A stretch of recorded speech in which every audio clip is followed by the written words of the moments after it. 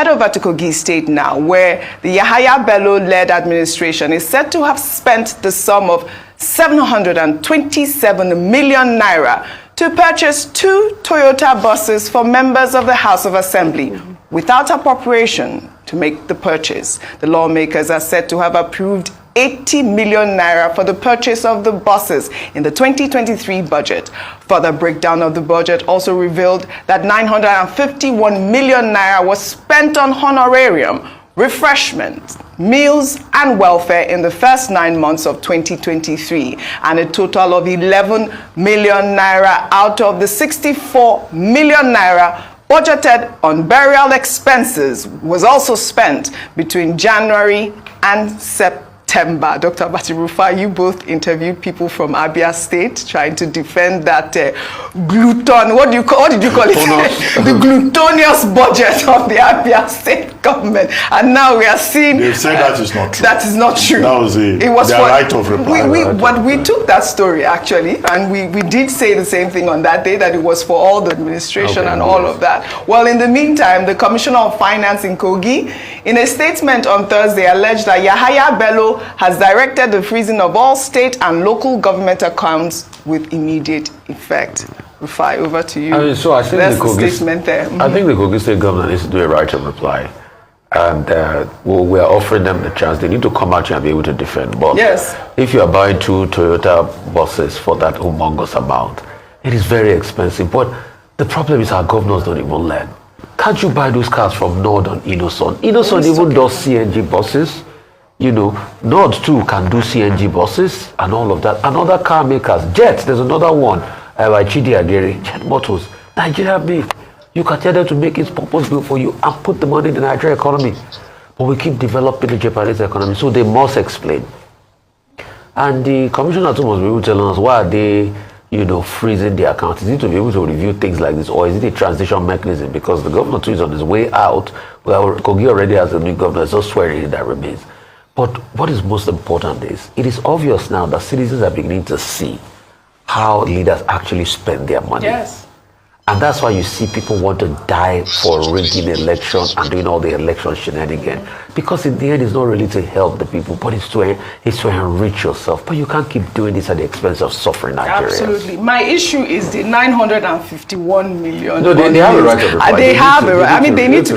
Yesterday, I highlighted that video of former First Lady Michelle Obama talking about the fact that, yes, they lived in the White House for free, but they had to pay for their meals. We need to, come up with a system where that also happen across all states in Nigeria. Well, very quickly, I think that with the stories we have seen, Abia earlier this morning, now you are bringing Kogi, these are budget reports that are pasted by the state governments themselves in all the instances.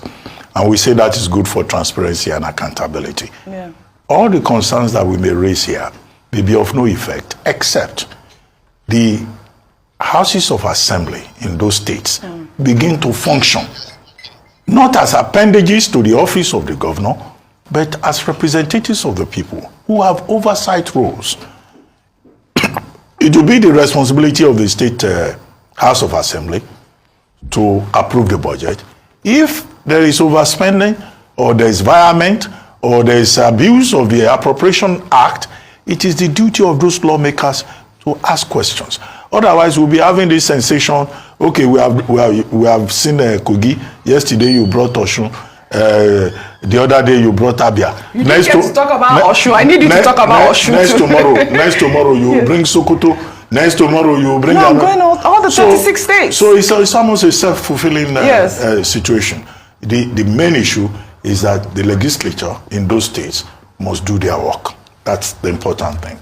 As for the governor of Kogi State freezing the accounts, you recall that most times when there is a transition from one government to the other, the incoming governor, the first thing he will say is that they should stop deducting money from state accounts, particularly if the person is coming from the opposition, right? It happens all the time, and the opposition party will be raising the alarm that they want to empty the treasury.